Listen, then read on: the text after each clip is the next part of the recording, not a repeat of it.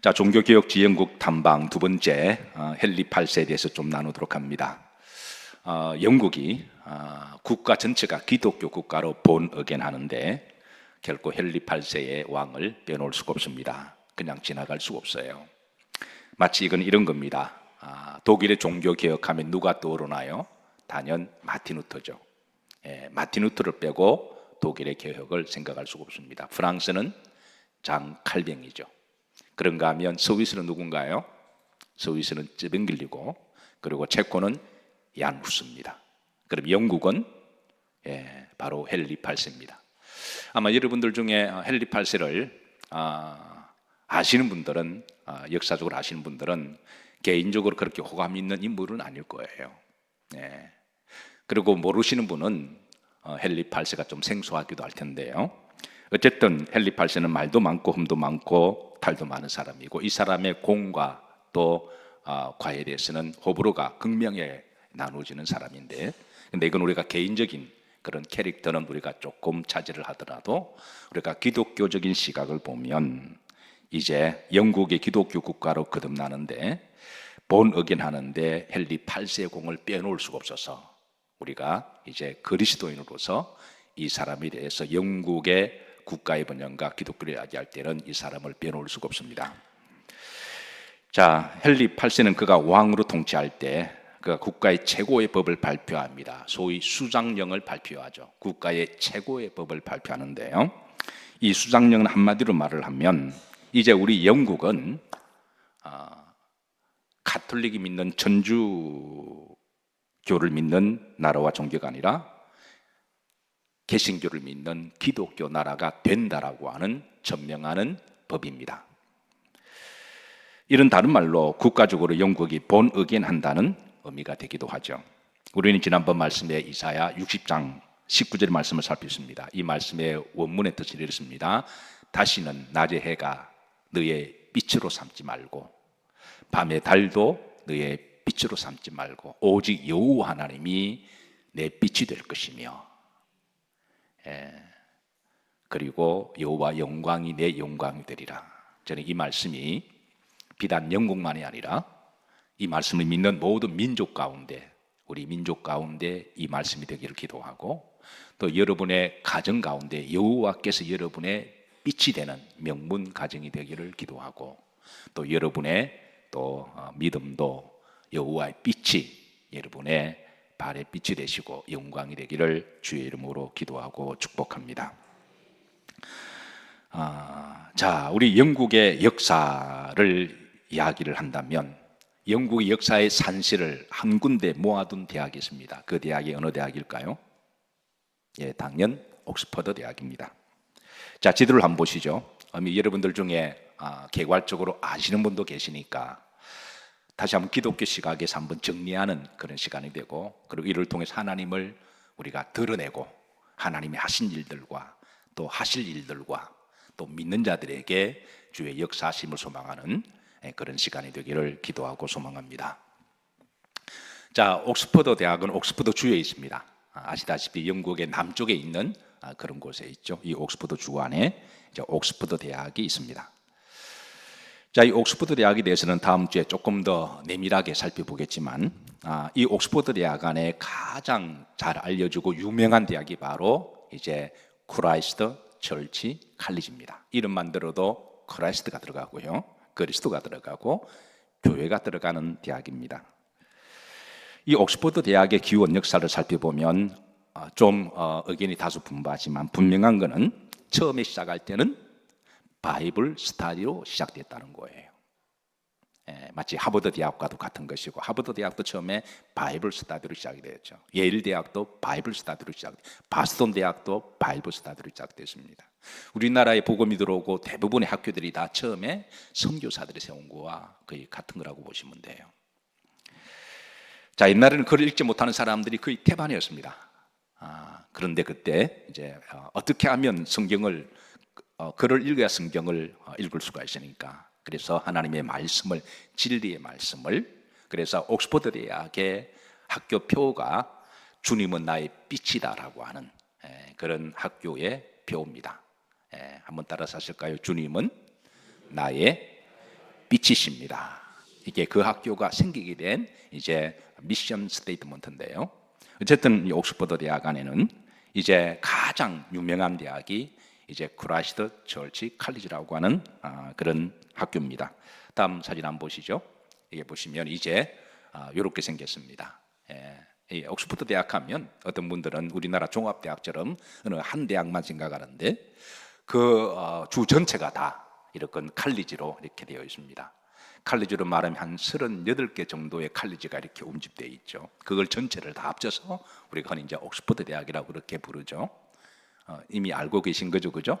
예, 어느 한 대학을 말하는 게 아니라 그 단과대학, 전문대학 중에 가장 유명한 대학이 바로 이 크라이스트 처치 칼리지인데요. 자, 존 웨슬리 목사님이 바로 여기에서 공부를 하셨습니다. 어쨌든 가장 유명한 그런 대학이고요. 자, 이 학교에서 가장 유명한 장소가 어딜까요? 바로 도서관입니다. 영국의 모든 역사를 다 기록하고 수장하고 그 영국의 역사는 바로 여기에서부터 시작한다라고 말해도 과언이 아닐 정도로 여기가 또 유명한 이유가 하나가 있습니다. 세간 사람들이 여기에서 해리 파러가 촬영되었기 때문에 해리 파러의 영화 나올 때 여기에서 이제 식당으로 그렇게 촬영된 곳이기도 한데요. 원래는 도서관이죠. 자, 여기 들어가 보면 양쪽으로 조상아들이 질비하게 쫙 걸려 있습니다. 영국을 이끌어갔던 위대한 인물들을 기억하기 위해서 학생들이 공부하면서 조상 한번 쳐다보고 나도 저렇게 해야 되겠다. 영국을 이끌어갔던 위대한 인물들을 여기에 쭉 전시를 하는데요. 자, 이 도서관 안에 들어가면 이제 제일 먼저 정면으로 딱 있는 초상화가 있습니다. 제가 동그라미로 서클을 했죠. 이거를 조금 더 가까이 하면 이 사람이 누굴까요? 예, 여러분 영국사를 잘 알고 계시군요. 예. 자, 이 사람을 조금 더 클로즈업을 하면 이렇게 생겼습니다. 한번 보시죠. 예, 아주 뭐 잘생겼다라고 말할 수는 없는데 아주 위풍당당한 아주 자신감이 뿜뿜 나오는 그런 아주 그런 모습이 여기에 도서관에서 제일 중앙에 높은데 위치해 있는 것은 영국 역사는 바로 기독 역사는 이 사람으로부터 공을 인정하고 시작함을 그렇게 드러내어 주고 있습니다. 자, 이 초상화는 당대 유명한 한스 홀바인이 이렇게 이제 그대로 그렇게 그린 초상화인데요. 자, 헨리 8세는 18살 때 아버지 헨리 7세 국왕으로부터 왕위를 물려받습니다. 이때가 1509년인데요. 4월 22일입니다. 당시 이 국왕 즉위식에 초대를 받은 사람 중에 위대한 한 인물이 있는데 바로 인문주의자 에라스무스였습니다. 나중에 이 에라스무스는 헨리 8세에 대해서 이렇게 글을 남깁니다. 그는 학문적인 소양과 신학적인 식견을 가진 매우 영특한 왕이었다. 그러니까 신학적인 식견을 가지고 있는 매우 영특한 왕이었고 특별히 정치적 감각이 탁월함에 큰 감명을 받았다라고 그에 대해서 기록을 남기고 있습니다.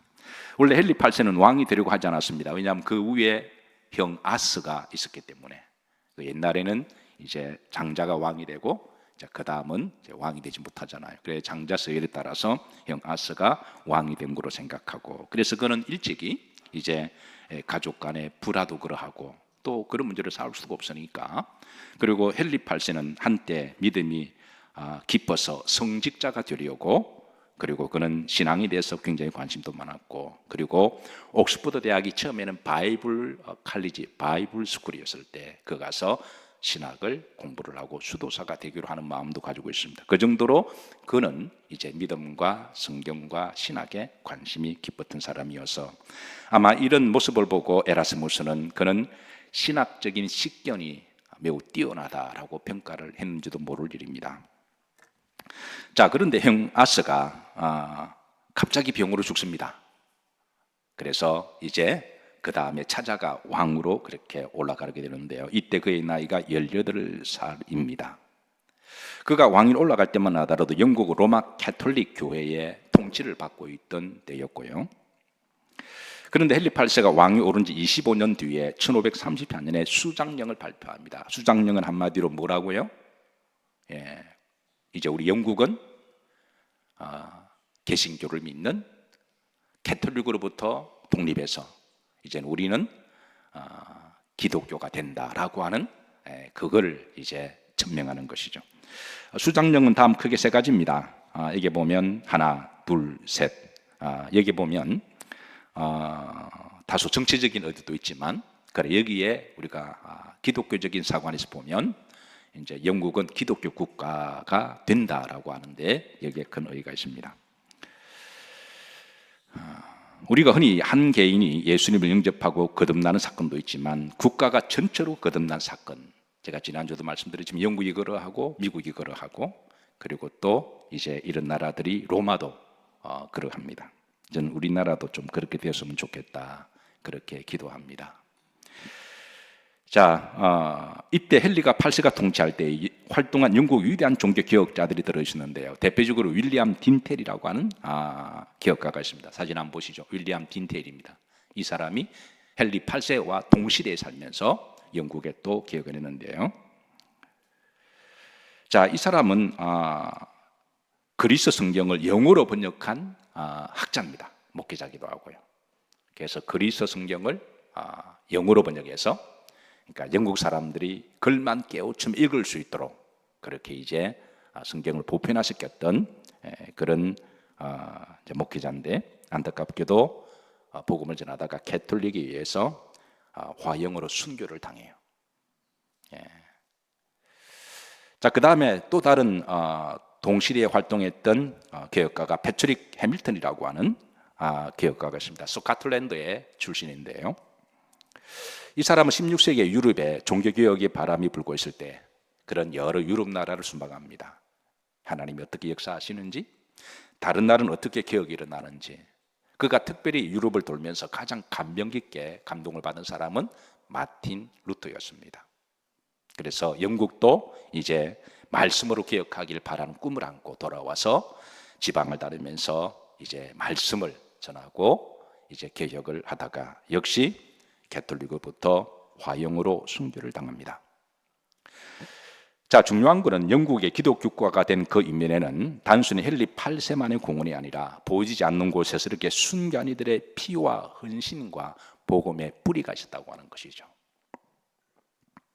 사실 헨리 8세가 영국을 로마 캐톨릭의 지배 아래에서 벗어나 개신교, 성공회로 개종하게 된 이유는 크게 보면 두 가지인데요. 첫 번째는 신앙적인 이유입니다. 헨리 8세는 젊은 시절 성직자가 될 정도로 신앙과 열심의 헌신이 있었습니다. 게다가 영국에서 14세기쯤 돼서 존 위클리프라고 하는 종교개혁가가, 그리고 패트릭 해밀턴의 순교, 그리고 윌리엄 딘테일의 또 이렇게 성경을 번역한 것들이 영국 전역에 있어서 또 이렇게 기독교가 될 수 있도록 그렇게 저변에 영적 운동이 일어났고요. 그리고 무엇보다도 헨리 8세가 볼 때는 로마 가톨릭교는 더 이상 초대교회의 기독교가 아니라 성경에서 너무 벗어난 세속화된 로마 종교라고 그렇게 봤습니다. 그리고 로마 가톨릭, 로마 이제 종교가 너무 정치화가 되고, 그리고 그 안에 여러 우상 숭배들을 섬기는 모습을 보면서 그가 성경을 보면서 이거는 뭔가 잘못됐다, 이거는 벗어나도 한참 벗어나고 있다고 하는 그런 어떤 내적인 동기가 그 속에 이미 있었다고 하는 거예요. 자, 이게 이제 첫 번째 이유입니다. 두 번째 이유는 개인적인 이유인데요. 헨리 8세가 왕으로 등극하면서 아버지 헨리 7세의 권유에 따라서 결혼을 하게 되는데 그의 아내가 캐서린입니다. 한번 사진을 보시죠. 자, 그녀 아내의 첫 번째 아내의 캐서린인데요. 그래서 아버지는 이 캐서린과 이제 결혼할 것을 종용합니다. 헨리 8세는 자신보다 6살이 많은 이 캐서린을 한 번도 본 적이 없는데 아버지 권유에 따라 이제 결혼하는데 철저하게 정략 결혼이었습니다. 당시 스페인의 공주였어요. 아시다시피 15세기, 16세기만 하더라도 스페인이 세계 최강의 제국이었잖아요. 그러니까 이제 아버지 헨리 7세가 바라볼 때는 이렇게 가난하고 힘도 없고 그리고 열악한 이 영국이 일어서기 위해서는 정치적인 정략 결혼을 해서 스페인 제국으로부터 정치적으로 보호도 받고 그리고 경제적으로도 무역을 이렇게 해서 부황하려고 하는 그런 국가적인 목적으로 아들 헨리 8세가 한 번도 본 적이 없는, 사랑하지도 않는 이 캐서린과 함께 중매 결혼해서 결혼을 하게 돼요. 일종의 정치적인 목적의 정략 결혼이었는데 헨리 8세가 아버지 권유로 캐서린과 이제 결혼하긴 했지만 서로 신앙과 성격이 달라서 갈등을 하게 돼요. 왜냐하면 이 캐서린은 뼛속 깊이 로마 종교 캐톨릭 신자였습니다. 예. 그런데 헨리 8세가 볼 때는 그냥 뭔가 그건 아닌 거죠. 성경적으로 볼 때는 뭔가 그거는 아닌 것 같아서, 그래서 성격도 맞지도 않고 신앙도 맞지 않아서, 그래도 헨리 8세는 어떻게 한번 잘 살아보려고 그렇게 이제 함께 살다가, 그런데 문제는 이제 시간이 지날수록 캐서린이 아이를 갖지 못합니다. 이거는 당시에 이제 왕가에 있어서는 중요한 문제인데요. 이제 2세가 있어야 국가도 안정적으로 통치하는, 그래서 이제 왕위가 계승해야 되는데, 그래서 여기도 귀족들도 헨리 8세에게 자꾸 이 문제를 또 이렇게 요구를 하게 되고, 그리고 캐서린이 아이를 낳지 못하게 되자 이제 귀족들은 어쩔 수 없이 새 왕기를 맞아서 아이를 가져야 되지 않겠느냐, 이런 여론이 이제 일어나면서, 그래서 당시만 하더라도 국왕의 이혼은 로마 교황의 허락을 받아야 되는 거잖아요. 그런데 이제 여차여차해서 내가 적지 않은 세월을 살았는데 아이를 낳지 못해서 후계자의 문제로 그렇게 해서 이제 이혼을 요청했는데, 당시 교황이 클레멘토 교황 6세인데요. 이 8세 요구를 어떻게 했을까요? 자, 이혼을 허락해 줬다? 아니면 허락해 주지 않았다? 참고로 이 당시 로마 교황은 철저하게 스페인 쪽입니다. 이미 너무 정치화가 되어 있어서, 당시 제일 가는 나라가 스페인 제국이었으니까, 그래서 철저하게 스페인 편이어서. 그런데 헨리 8세 요구가 이게 부당하지는 않으니까 여기 답을 안 하고 계속 미룹니다. 헨리 8세가 나중에 깨닫습니다. 이거는 결국은 허락지 않는다는 것을 알고, 그렇게 해서 결국은 이제는 단절을 하게 되고 수장령을 발표하면서 우리는 세속화되고 정치화된 그런 이제 로마의 종교 가톨릭으로부터 우리가 완전히 독립하는 수장령을 발표하면서, 그때부터 이제 영국은 기독국가가 되는, 국가가 거듭나게 되는 이런 점에 있어서 영국의 기독교는 헨리 8세를 빼놓을 수가 없는 거죠. 개인적으로 싫어하든 좋아하시든 간에 그의 공과 이제 과는 극명합니다. 그러나 그거는 차지하더라도 이제 기독교 역사적인 점에 있어서는 헨리 8세를 이런 점에 있어서 빼놓을 수가 없습니다. 그래서 옥스퍼드 대학의 이제 역사의 산실에 도서관 안에 제일 높은 것에 위풍당당하게 이 사람으로부터 영국은 해가 뜨는 나라로 시작됨을 그렇게 해서 걸어놓고 있죠. 자, 이렇게 해서 영국의 기독교는 소위 성공회라고 부릅니다. 여러분들 중에 성공회라는 말을 한 번은 들어보셨을 거예요. 에피스코플 처치라고 부르기도 해요. 우리 감리교도 이 성공회에서 나왔습니다. 뿌리를 따지면 성공회에서 웨슬리가 영국 사람이니까, 그래서 물론 웨슬리는 처음부터 어느 교파를 만들려고 그러지 않았어요. 그 역시 성공회적인 신앙의 백그라운드를 가지고 있는데, 그가 규칙적으로 모여서 예배드리고 기도하고 이런 영성생활을 하다 보니까, 메토디스트라는 말이 무슨 말이죠? 잘 아시죠? 규칙주의자들. 그래서 남들이 보고 저 사람들은 참 규칙적이다, 기도와 예배와 삶에 있어서 변치 아니하고 늘 꾸준하게 하는 그 모습을 보고 주변 사람들이 저 사람들은 규칙주의자들이다, 그래서 메토디스라고 하는 것이 타이에서 그렇게 해서 이제 역사가 지나면서 이제 일종의 교단이 되어버린 것이죠. 어쨌든 이제 영국이 성공회로 시작되는데요. 자, 의외로 안타깝게도 이제 대충은 아는데, 조금은 아는데 성공회가 무엇인지 잘 모르는 분들이 의외로 많이 계세요. 성공회 중에 성공회가요 전 세계적으로 165개국에 퍼져 있고 신자가 약 1억 명이 됩니다. 우리나라는 조금 힘을 못 쓰고 있지만 전 세계적으로는 이제 막강한 그런 영향력이 있고요. 자, 여러분 잘 아시는 미국의 초대 대통령 조지 워싱턴, 성공회입니다. 영국에서 이제 교단적으로 분류하면요, 미국에서는요 제일 교단이 많은 교단이 침례교죠. 신유교입니다. 두 번째로 많은 교단이 어느 교단일까요? 예, 감리교입니다. 세 번째가 어딜까요? 예, 오순절이고, 우리나라는 장로교가 많지만 미국에는 장로교가 거의 6번째, 7번째로 밀립니다. 예. 그런데 성공회는 수로 보면 아주 10번째 정도가 될 적어요. 그런데 성공의 영향력은 막강합니다. 미국의 대다수의 정치인들, 재력가들은 거의 다 성공회를 보시면 돼요. 적지만은 아주 파워풀한 그런 이제 힘을 가지고 있습니다. 자, 성공회의 공식 명칭은 세 가지입니다. 역사를 통해서 약간 좀 변경이 되는데, 첫 번째는 리포밍 캐톨릭 철치로 시작합니다. 리포밍, 그러니까 이거를 새롭게 시작한다라고 하는 것이죠. 캐톨릭으로부터, 여러분 원래 캐톨릭은 이게 전통, 보편적이라는 말이잖아요. 원래는 이제 캐톨릭을 로만 캐톨릭 철치라고, 우리가 말하는 지금 캐톨릭은 로만이 들어갑니다. 그래서 로만 캐톨릭 철치. 조금 더 깊이 들어가면 로마 종교라고 보시면 돼요.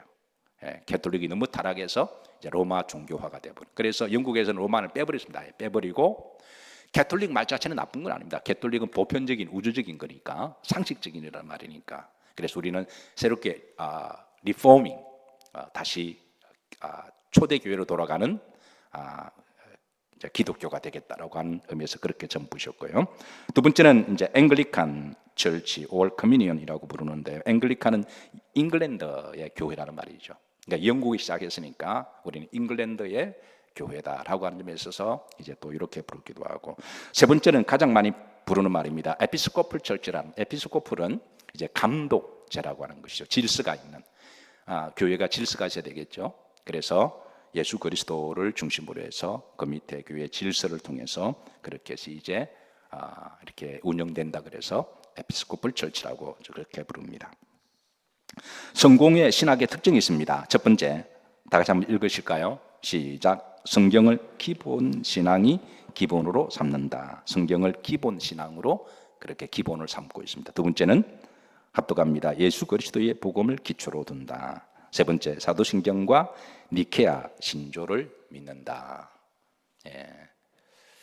자, 네 번째입니다. 자, 한번 올려주세요. 합독합니다. 교회의 거룩성과 전통을 수호한다. 다섯 번째, 교회의 보편성에 근거하고 시대의 변화를 추구한다. 여섯 번째입니다. 이성, 평등, 평화를 추구한다. 여러분 다 성경적이죠? 예, 다 성경적입니다. 예. 여러분 옥스퍼드가 난 위대한 또 인물이고 21세기 최고의 인문학자이기도 하면서도 영성가였던 여러분 C.S. 루이스도 바로 성공의 신자입니다. 옥스퍼드 대학교 교수기도 하죠. 자, 헨리 8세가 죽자 그의 아들 독자 에드워드 6세가 왕이 돼요.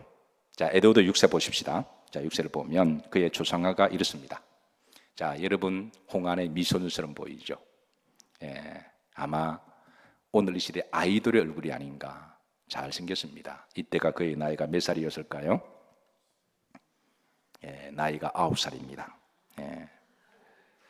당시 헨리 왕 8세에게는 3명의 자식이 있었는데 1남 2녀입니다. 예, 위로는 누님들이 계셨지만, 그러나 왕위는 아들로 내려가는 거니까, 그래서 에드워드 6세가 이제 어릴 때 왕이 됩니다. 매우 똑똑하고 신앙도 깊었지만 병약했습니다. 그래서 늘 잦은 질병으로 어려움을 당했는데요. 그래서 그의 외숙인 서머셋 공작이 정치하는 데 많이 도움을 줘요. 에드워드 6세는 나이가 어림에도 불구하고 매우 신앙적이었습니다. 그는 어떻게 하든지 영국이 아버지의 그 기독교 신앙의 바탕 위에 해가 지지 않는 하나님이 빛이 되는 나라로 만들기 위해서 무척 애를 써요. 이 에드워드 6세가 그 왕위였을 때 영국 개혁가 조지 위사르트가 있었고요, 존 낙스가 있었습니다. 여러분 존 낙스라는 말 들어보셨죠? 예. 이런 개혁가들이 에드워드 6세를 많이 도와주고 또 영적인 파트너가 됩니다. 에드워드 6세가 있을 때는 그는 영국의 이제 종교 개혁을 단행하는데요. 그래서 그의 종교 개혁 6가지 신조를 국가적으로도 발표를 해요. 자, 요렇게 스텝 바이 스텝 하면 영국의 기독교 국가로 성장하고 틀을 잡고 그렇게 이제 발전하기 시작합니다. 자, 에드워드 6세의 종교개혁입니다. 첫 번째, 다 같이 합독합니다. 우상의 상들을 제거. 여러분, 로만 캐톨릭 철치는 우상들이 굉장히 많습니다. 그런데 아직 그는 영국도 기독교 국가가 되기 전에는 로마 캐톨릭 철치에 속해 있었기 때문에 영국에 이렇게 이제 성당에는 많은 우상들이 있어요. 어떤 분들이 이제 유럽을 한번 다녀오시게 되면 유럽은 거의 성당만 보시다가 오게 돼요. 어떤 성당은 아주 압도적인 크기에 말로 표현할 수 없는 장엄을 느끼기도 하지만 그런 하나님의 위대한 교회에 캐톨릭의 우상이 슬금슬금 들어가서 여기저기에서 우상들이 굉장히 많아요. 그래서 이 하나님의 교회를 보는 거는 참 좋은데 그거를 잘 속아서 봐야지. 그렇지 않으면 이제 참 딱 헷갈리기 딱 좋습니다. 어쨌든 그런 우상들을 이제 다 제거합니다. 이거 대단한 일입니다. 두 번째입니다. 두 번째는 합독합니다. 1성찬을 폐지하고 2종 성찬을 하게 됩니다. 이게 무슨 말이냐면 여러분 당시 로만 캐톨릭은요 성찬을 할 때 평신도에게는 뭐만 주고 뭐를 안 줬을까요? 우리는 지금 성찬할 때 빵과 포도즙을 함께 먹고 마심으로 주님의 말씀대로 기념하고 있잖아요. 그죠? 성경에 보면 주님이 너는 떡만 먹어라. 너는 포도즙만 마시라. 그러지 않으셨거든요. 근데 당시 로마 캐톨릭은 지금도 그렇습니다. 지금도 신부가 평신도들에게는 입 벌리면 떡만 줘요. 그리고 포도즙을 안 줘요. 그게 1성찬이라 그럽니다. 근데 영국에서는 성공하게 되면서 이제 누구든지 주님의 말씀대로 떡과 포도즙을 같이 먹을 수 있도록 그래서 2종 성찬을 이때부터 하게 되는 거죠. 자, 공동 기도서를 발표합니다. 1549년에요. 이 공동 기도서는 모든 교회에 이제 기도를 할 수 있도록 그렇게 해서 당시만 하더라도 성도들이 기도를 어떻게 될지 잘 몰랐거든요. 말씀이 깊은 것도 아니고 그래서 그냥 버벅거리기만 했는데 이제 공식적으로 기도는 이렇게 하는 거다.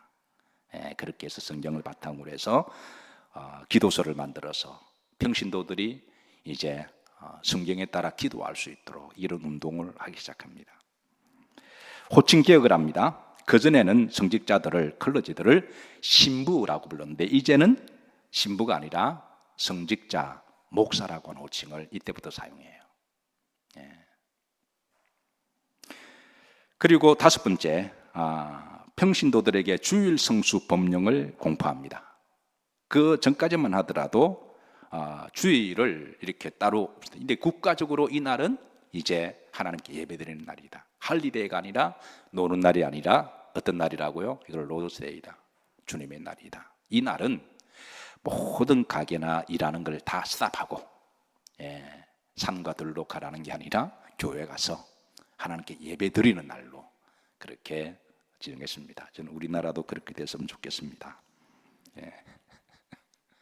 자, 그리고 마지막으로 42개조 신조를 발표합니다. 42개조 신조. 우리가 사도신경을 고백하듯이 신조를 만들어서 영국 교회의 국교의 공식 신조로 그렇게 다 보내고 나서 그 신조에 맞게 그렇게 하나님을 믿을 것을 그렇게 하는데 하나님이 이런 과정들을 보시고 영국을 하나님이 축복하십니다. 해나 달이 너네들의 빛이나 희망이 아니라 나 여호와가 너의 빛이 될 것이며 여호와 영광이 영국의 영광이 되리라. 그러니까 영국의 산업혁명은 영국의 해가 뜨는 나라는 산업혁명이 아니라 사실은 하나님께서 주신 축복으로부터 시작한다고 볼 수가 있습니다. 저는 우리나라도 그런 나라가 되었으면 좋겠습니다. 그리고 여러분의 가문도 하나님이 여러분들의 가문의 빛이 되시고 또 여러분들도 개인적으로 하나님의 빛이 되시는 그런 삶이 되시기를 주의 이름으로 축복합니다.